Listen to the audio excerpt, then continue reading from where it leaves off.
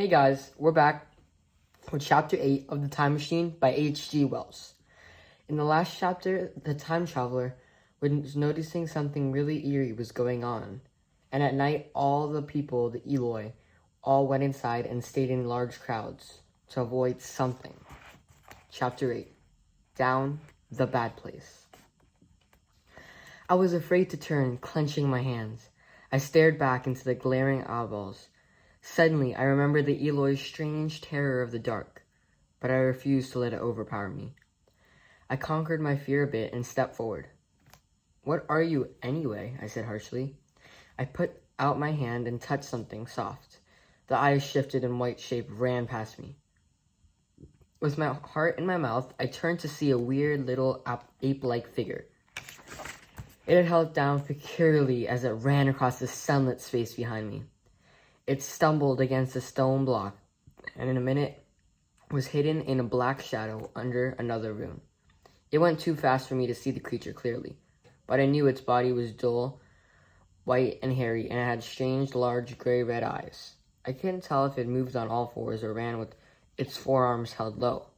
I followed it out in an open field. At first, it had given me the slip, but when I reached one of those well-like openings I'd seen earlier, I wondered if it could have slipped under the dome and disappeared down the shaft. I leaned over the top of the well and lit a match. The small white creature was staring up at me, and it retreated down the shaft. The creature gave me the shivers, because it looked so much like a human spider. As it clambered down the wall, it became aware of the series of metal foot and hand wrists that formed kind of a ladder down the shaft. Then my match went out. By the time I lit another, the thing had vanished. Little by little, the terrible truth dawned on me. Now I understand, I thought. Man has not remained one species, but has branched into two distinct animals. My delicate child people of the upper world are not the only descendants of my generation. This horrible white underground monster that flashed before me is also my descendant. Troublesome riddles filled my mind. These underground beasts, who I later found out were called Morlocks, had probably taken my machine. But why? And since, as I believe, the Eloi were their masters, why hadn't they made the Morlocks give it back? I decided to confront my little friend with questions. "Weena dear," I asked, "there's something I wish to know." "Ask then, oh my life giver," she replied in Eloi languages. "See this grass?" I said, pointing. She smiled and said, "Pretty grass grows green." I pulled up a clump, and underneath the grass is soil, right? She looked up a bit nervous, but brought herself to say, "Soil to feed the grass and flowers." "And now, Weena, you must tell me what is below the soil down there," I said firmly, as I pointed to the hole where the clump had been. Weena's eyes shut tightly, and her little body shivered. She looked down about to faint. "Weena," I shook her gently. Her eyes fluttered as she seemed to recall my last question. Then, bursting into tears, she clutched at my arm as though for protection. Those, by the way, were the only tears I ever saw in the future world. "It's okay, Weena," I suited. "I won't bring up the subject again." She continued to look distressed. I had to think of something to change her mood. "Look, Weena, look. See the bright green light?" I said gaily as I lit the match. I struck one match after another until she was smiling and clapping her hands again. She trotted along then as I resumed my exploration of the area. Late in the day, we passed one building, which I decided I'd have to explore later. This bluish-green structure with an oriental look was larger than any of the palaces or ruins I have seen yet.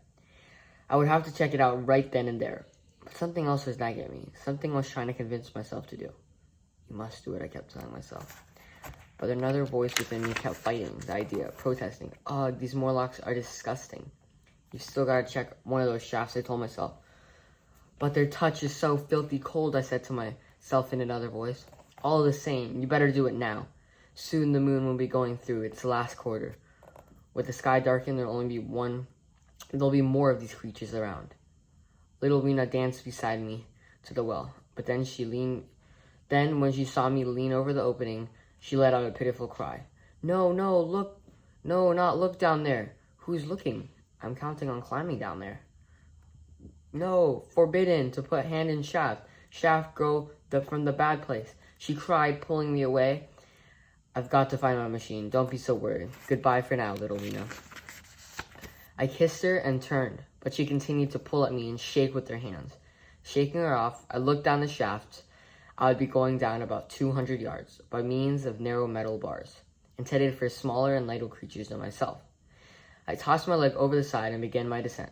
Midway, one of the metal bars broke under my weight, almost swinging me off the blackness beneath. Painfully, I clung on by one hand to the bar above, and I knew I had to move fast so it wouldn't happen again. I looked up briefly and saw a tiny dark circle of the night sky with a star in it. Weena's head, looking over the edge, was no more small than a black bump. Chapter 9. Thank you all for reading it with us. And in the comments, leave out what do you think the bad place is, and do you think the Morlocks are bad, or what do you think their deal is? As always, like, comment, and subscribe, and we'll see you at Chapter 9.